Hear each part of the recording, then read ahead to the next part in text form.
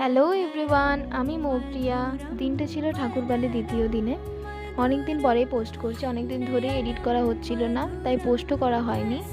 দেখুন ভিডিওটা, আপনাদের যদি ভালো লেগে থাকে তাহলে অবশ্যই ফলো এবং শেয়ার লাইক করে পাশে থাকবেন। ধন্যবাদ।